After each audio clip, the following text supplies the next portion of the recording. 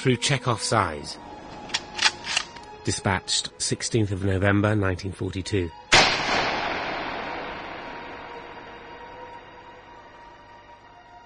For many days and nights, those all-seeing eyes keep watch over the city from the 5th floor of a ruined apartment block.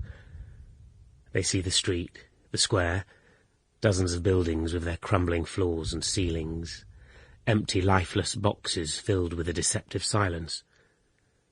Those round hazel eyes see the distant hills pitted with German dugouts.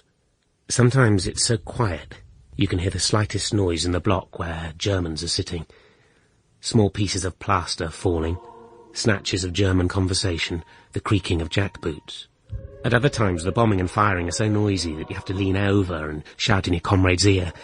Even if you shout at the top of your voice, he'll shrug his shoulders as if to say, "I can't hear you."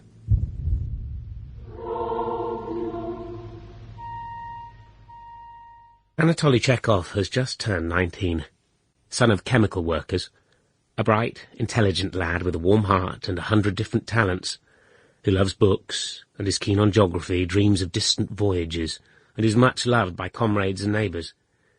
This young fellow has known the darker side of life from the age of 10. His father was a drunk who ill-treated them. A couple of years before the war he deserted them altogether. Anatoly Chekhov had to quit school, where he got top marks in every subject, and went to work at a Kazan factory.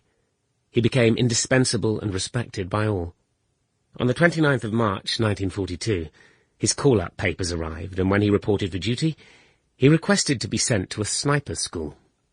"I never as much as fired at a living thing as a child, even from a catapult. I could never hurt a living creature," he told me. "At the sniper school I did quite well, getting top marks in all subjects. Yet at my very first target shooting test I was awful. I scored 9 out of a possible 50. The lieutenant told me, 'You'll never make a sniper.'" Yet Chekhov didn't give up. Instead, he studied well into the night after his daily stint, reading up theory and teaching himself target shooting. He proved the lieutenant wrong. At the moving target, Chekhov hit the small target right on the button with all 3 bullets. He graduated from the sniper school with honours and at once asked to be sent to the front.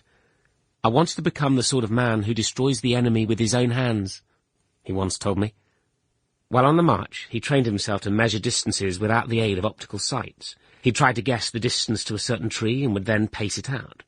For him, the most idyllic landscape became nothing but a combination of landmarks: birches, briar bushes, windmills, places behind which the enemy might hide. From the very first... Sample complete. Ready to continue?